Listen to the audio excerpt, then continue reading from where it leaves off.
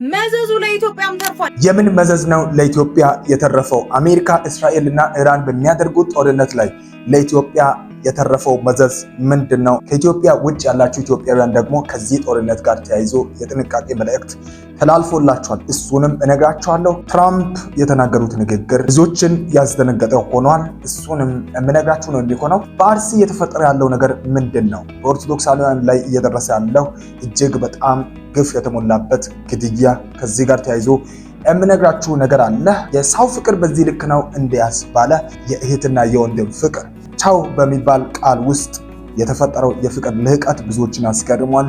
ስለዚህ ያነሳላችኋለሁ። ወደ ደቡብ አፍሪካ እንግዲህ ከሰሞኑ የተወሰደች አንዲት ወጣት ባለመፈለጓ እየደረሰባት ያለው ግፍ እጅግ በጣም አስደንጋጭ መሆኑ እየተሰማል። አብራችሁን ቆይታ አድርጉ። ይህ አቦክ ሚዲያ ነው። ከጦርነቱ በኋላ እንግዲህ ብዙ አሳዛኝ ነገሮች ሲፈጠሩ እጅግ በጣም የጥንቃቄ መልእክት የሚባል ለኢትዮጵያውያን የተላለፈ አንድ መልእክት። ኢትዮጵያውያን አሁንም ተጠንቀቁ። አሁንም የማስጠንቀቂያ መልእክቶች በውጭ ጉዳይ ሚኒስቴር በኩል እየተላለፉላችሁ ይገኛሉ። በአረብ ሀገራት እንዲሁም ደግሞ ጥቃት እየተሰነዘረ በሚገኝባቸው በየትኛውም አካባቢዎች ላይ የምትገኙ ኢትዮጵያን እንግዲህ ባላችሁበት ተረጋግታችሁ እንዲሁም ደግሞ ቤታችሁ እንድትቀመጡ እንደሚመከር ጭምር ነው የውጭ ጉዳይ ሚኒስቴር እየተናገረ የሚገኘው። የውጭ ጉዳይ ሚኒስትሩ እንደተናገረው ከሆነም እንግዲህ መንግስት ይህንን ነገር በፍጥነት እየተከታተለ ነው። እንዲሁም ደግሞ አንዳንድ ነገሮች እስከሚስተካከሉ ድረስ በአካባቢው ላይ እንዲሁም ደግሞ ጥቃት የሚደርስባቸው አካባቢ ላይ ያላችሁ ኢትዮጵያውያን ተረጋግታችሁ ተቀመጡ፣ እንዲሁም በአካባቢው ላይ የሚሰጣችሁን እያንዳንዱ ምክር ተከታተሉ ሲል ጭምር ነው። ለኢትዮጵያውያን እየተላለፈ ያለው መልእክት ትልቁ ምንድነው? ኢትዮጵያውያን በያላችሁበት ተረጋግታችሁ እንድትቆዩ የሚል መልእክት ነው እየተላለፈ ያለው። እውነቱን ለመናገር ኢትዮጵያውያን እዚህ ላሉ ለቤተሰቦቻቸው በጣም ትልቅ ስጋት እንደሆነ እንድታስተውሉ ያስፈልጋል። በዱባይ እንዲሁ ደግሞ በቤይሩት በሌሎችም የሚገኙ ኢትዮጵያውያን እንግዲህ በጣም በአስቸጋሪ ሁኔታ እንደሚገኙ እኛ እዚህ ጋር ያለን በጣም በብዙ ስጋት ውስጥ እንዳለን ደግሞ እንድታውቁ ያስፈልጋል። ስለዚህ በየቤታችሁ ባላችሁበት አርፋችሁ እንድትቀመጡ የሚለውን ከውጭ ጉዳይ ሚኒስቴር እንግዲህ እየሰማን አለን። በጥንቃቄ ሁላችሁም ይህንን እንድትተገብሩ ይሁን። ከዚህ ጦርነት ጋር ተያይዞ ትልቁ ለኢትዮጵያውያን መዘዙ ምንድን ነው የሚል የብዙዎቻችሁ ጥያቄ እኔ ምን አገባኝ የምትሉትን እሰማለሁ እና የመጀመሪያው የነዳጅ እንግዲህ ጉዳይ ነው። ይህ የነዳጅ ጉዳይ በአንድ ቀን ውስጥ ጦርነቱ በተጀመረበት 10% እንደጨመረ እየተነገረ አለ። ከዚህም እጅግ በጣም ሊከፋ እንደሚችል እጅግ በጣም ሊጨምር እንደሚችል እየተሰማ አለ። ስለዚህ እዚህ ላይ ትኩረት ልታደርጉ ይገባል። ይሄ ጦርነት በጣም አስቸጋሪ ነው። ሁላችንም በየሃይማኖታችን ልንጸልይ ይገባል። ሌላኛው ከዚህ ጋር ተያይዞ እንግዲህ በየሀገሩ የሚገኙ ኢትዮጵያውያን በአስቸጋሪ ሁኔታ ውስጥ እንዳሉ እንግዲህ ይሰማናል። ስለዚህ እኛም በአስቸጋሪ ሁኔታ ውስጥ አለን። ይሄንን እንድታውቁ ይሁን። ኢትዮጵያውያንም ከሀገር ወደ ሀገር እንደመንቀሳቀሱ ይታወቃል። የተለያዩ በረራዎች እየተሰረዙ አሉ። ይህ ደግሞ ሌላው አስቸጋሪ የሆነ ነገር ነው። ከነዚህ አስቸጋሪ ነገሮች በኋላ አንድ ቆንጆ የሆነ መልእክትን ከትራምፕ ሰማ። ሰበር ዜና በዚህ ሰዓት ተሰምቷል። የዓለም የፖለቲካ ውጥረት የሚያረግብ አስደሳች ዜና። የአሜሪካው ፕሬዝዳንት ዶናልድ ትራምፕ ከአዲሶቹ የኢራን መሪዎች ጋር ለመነጋገር መስማማታቸው ተሰምቷል። የአሜሪካው ፕሬዝዳንት ዶናልድ ትራምፕ ከአዲሶቹ የኢራን መሪዎች ጋር ቀጥታ ንግግር ለማድረግ መስማማታቸው ለዘ አትሌቲክ በሰጡት መግለጫ አስታውቀዋል። በሁለቱ ሀገራት መካከል የነበረው ከፍተኛ የዲፕሎማሲያዊ ውጥረት ለማርገብ አዲሶቹ የኢራን መሪዎች የውይይት ጥሪ ማቅረባቸው ተከትሎ ፕሬዝዳንት ትራምፕ ንግግሩ ለመቀበል ፈቃደኛ መሆናቸው ገልጿል። ለኛም ለኢትዮጵያውያንም ማለት ነው ከሀገር ውጭ ለሚገኙ ኢትዮጵያውያንም ጭምር እንዲሁ ደግሞ በሀገር ውስጥ ያሉ ነገሮች እንዲረጋጉም ጭምር ባይዘወይ ይሄ ጉዳይ በጣም ከባድ መሆኑን ሁላችሁም ልብ እንድትሉ ያስፈልጋልና አሁን ደግሞ መልካም የተባለ ዜና ነው የተሰማው ማለት ነው። ይሄን ዜና እንግዲህ ተቀብለው ፈቃደኞች ናቸው እየተባለ ነው። ስለዚህ ፈቃደኝነታቸው ተረጋግጠው ከተነጋገሩ ጥሩ ነገር ይመጣል፣ ሰላም ይመጣል የሚል ነገር እንግዲህ ትልቅ ተስፋን የጣለ ሆኗል። እናንተ ምን ትላላችሁ? ከዚህ ጋር ተያይዞ ለእናንተ የሚሰማችሁ ሀሳባችሁን ልታጋሩ ትችላላችሁ። እጅግ በጣም የብዙዎችን ልብ የሰበረ አንድ አሳዛኝ ዜና ደግሞ ከትላንትና ሌላ ተሰምቷል። ከአርሲ አሁንም እጅግ አሳዛኝ ዜና ተሰምቷል። 7 ሰዎች መገደላቸው ነው የተነገረው። የተገደሉ 7 ሰዎች ቤተክርስቲያን ግቢ ውስጥ አስክሬናቸው መገኘቱ ተገልጿል። በትናንትናው ዕለት 21 ሰዎች መገደላቸው ነግሬያችሁ ነበረ። ከነሱ በተጨማሪም ታዲያ አሁን ላይ ታዲያ 7 ሰዎች በድምሩ 28 ሰዎች መገደላቸው ተሰምቷል። ከትናንትና ወዲያ 21 ምዕመናን ሲገደሉ 8 የደረሱበት አልታወቀም። 8 ሆስፒታል ገብተዋል። እንዲሁም ደግሞ 2 ታግተዋል በተባለበት በኦሮሚያ ክልል ምስራቅ አርሲ ዞን ሽርካ ወረዳ ትናንት ተጨማሪ ምዕመናን መገደላቸው ታውቋል። ይሄ የሃይማኖት ጉዳይ ብቻ አይደለም። ይሄ የሀገር ጉዳይ ነው፣ የህዝብ ጉዳይ ነው። የነፍስ ጉዳይ ነው ማለት ነው። ሰው በቤተክርስቲያን ግቢ ውስጥ እየሞተ ነው ያለው ታውቃላችሁ። በጣም አስቸጋሪ ነው። ስለዚህ ጉዳይ በሚቻለው ሁኔታ መንግስትም ሊቆም ይገባል። ሌላው ደግሞ ህዝብም በየአካባቢው በተጠንቀቅ ሊቆም እንደሚገባ ነገሩ በጣም አሳዛኝ ነው። እንግዲህ በተከታታይ ቀናት ውስጥ እየሞቱ ነው። ኦልሞስት ባለፈው 21 እንግዲህ እንደሞቱ ሰምተን በጣም ውስጣችን አዝኖ ባለበት አሁን ደግሞ ተጨማሪ የሆኑ እንግዲህ በትላንትናው ዕለት 7 ሰዎች ሞተዋል። ከዚህ በላይ ደግሞ ስንቱ በጭንቀት ውስጥ በአስቸጋሪ ሁኔታ ውስጥ እንዳሉ እንግዲህ ይህንን ማሰብ ምከብደን አይመስለኝም። እኛ ሩቅ ያለውን እያወራን እዚህ ጋር ደግሞ እየሞቱ ያሉን ወንድም እህቶቻችን እባካችሁን የነዚህ ጉዳይ ግድ ብለን የሚቻለንን ህግም ቢያደርግ የሚል ሀሳቤን ለመናገር እፈልጋለሁ። ሌላኛው እንግዲህ በጣም ሲያሳዝነን የነበረው ከሰሞኑን አንዲት ወጣት ወደ ደቡብ አፍሪካ የማታውቀውን ሰው እንድታገባ ተብላ ተወስዳ ነበር።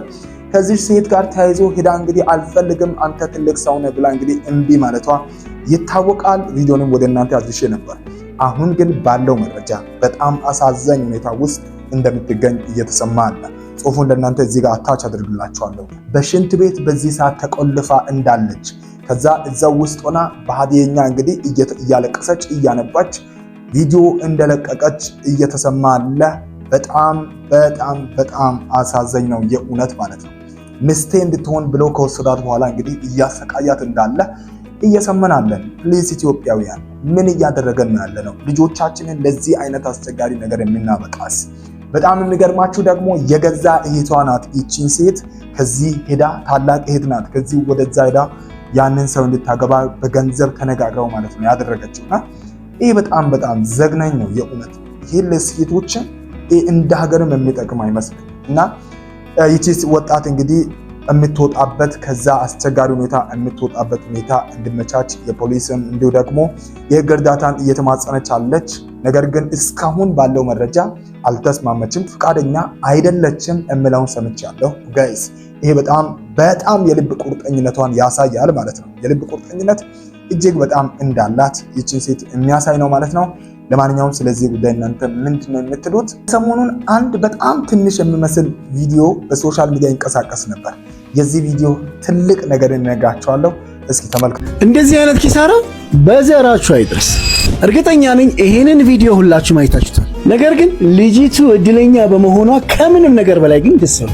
መኪናህንም ቢሆን ሸጠህ ክፈል እንዳላችሁት ሳይሆን ጎፈንድሚ ክፈት እንዳላችሁም ሳይሆን ረስቻለሁ እንደው ኩላሊትንም ሸጠህ ቢሆን ክፈል ያላችሁት ልጆች እንዳላችሁ አይቻልም። ይብላኝ ለእናንተ። እኔ ግን የባንክ ብድሩን አመቻችቼ ለመክፈል ወስኛለሁ። እዚህ ንግግር ውስጥ የምታስተውሉት አንድ ዝም ብሎ የምንነገር ንግግር ወይም የማስታወቂያ ይመስላችኋል። ይሄ ግን እንደዛ አይደለም። ሰራተኛው ነበረች እዚህ ሰውዬ ቤት ማለት ነው እና አንድ ቃል ገብቶ ነበር። ያንን ቪዲዮ አጥፍቶታል። ግን ቪዲዮን እንዳጋጣሚ ስቶሪ ላይ አስቀምጦ ስለነበረ ይዣለሁ። እስኪ ምን ብሎ ቃል እንደገባላት ሰው።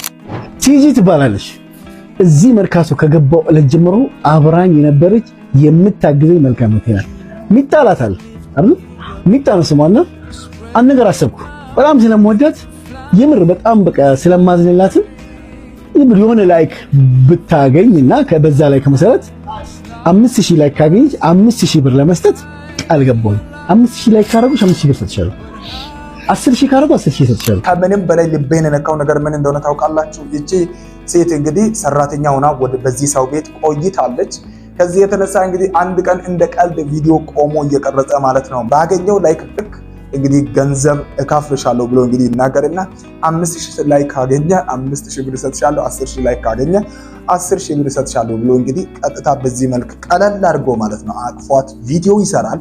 እጅግ በጣም የሚገርመው ነገር ፈጣሪ እንደዚህ ይድረስላችሁ በሚባል ልክ ማለት ነው ነገሩ የተፈጠረው ማለት ነው ስነግራቸው እና ምንድነው የተፈጠረው? ልክ ቪዲዮ ፖስት በተደረገበት በሰዓታት ውስጥ እጅግ በጣም በፍጥነት እየሄደ እኔ ባየውበት ሰዓት 200 ምናምን ሺህ ኦልሞስት ወደ 300 ሺህ ላይክ ቪዲዮ ያገኛል ማለት ነው። 300 ሺህ ምናምን ሺህ ብር ነው ማለት ነው ለዚች ወጣት ቃል የተገባላት ማለት ነው።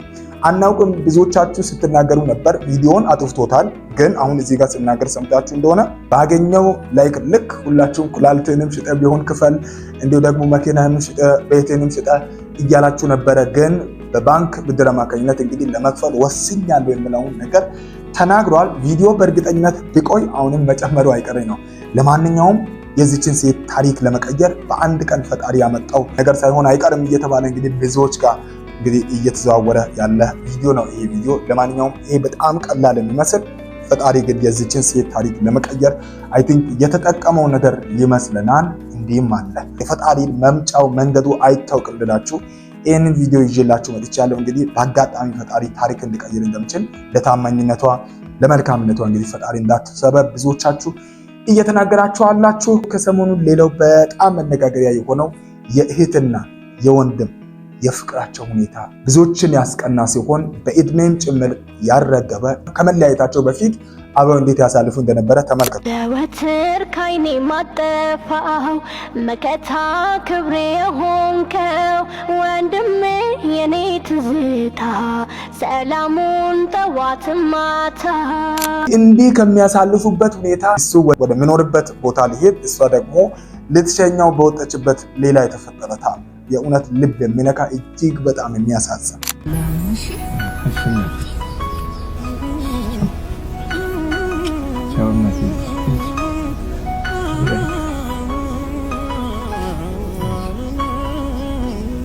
የእውነት በጣም ልብን ነው የሚሰብረው። እኔ በግሌ በጣም በእውነት ልላችሁ ከምችለው በላይ ተሰምቶኝ ነበር በሰዓቱ ለመጀመሪያ ጊዜ ቪዲዮን ሲመለከት ማለት ነው። የመሰለኝ በቃ የሆነ ባልና ሚስት ምናምን ነገር ነበር የመሰለኝና ታላቅና ታናሽ ናቸው ኦሬዲ እህትና ወንድም ናቸውና በእንደዛ አይነት ሁኔታ ካሳለፉ በኋላ ለመለያየት መኪና ውስጥ ገብቶ እንግዲህ እሱ ሊሄድ ነው። ከዛ ከሱ ጋር ስትለያይ ቻው የኔ እናት እያለ እሱ ትመለከታላችሁ። እሷ ደግሞ አይኗን በእንባ ተሞልቶ እንግዲህ ትናገራለች ቻው እያለችው ማለት ነውና በእውነት በጣም ልቤ ነው የተነካው። እንደዚህ አይነት ፍቅር ዛሬም አለ እንዴ? እንደዚህ አይነት እውነተኛ ስሜት ዛሬም አለ እንዲል ያደረገኝ በጣም ውስጥ የነካ ቪዲዮ ነበርና አብረው እንዲኖሩ ብመቻችስ እንደውም በቅርበት እንዲኖሩ ቢደረግስ አይቻልም ወይ የሚሉትንም ሰምቻለሁና እንደዚህ አይነት ፍቅርን እንግዲህ ለሁላችንም ይስጠን ነው ማለት የሚፈልገው። የዛሬ ቆይታችን አሳዛኝም እንዲሁ ደግሞ ጥሩ መረጃዎችን ያገኛችሁበት እንደሆነ ተስፋ አድርጋለሁ። በሌላ ቆንጆ ቪዲዮ እስክንገናኝ እንግዲህ ሰላማችሁ የበዛ ይሁን።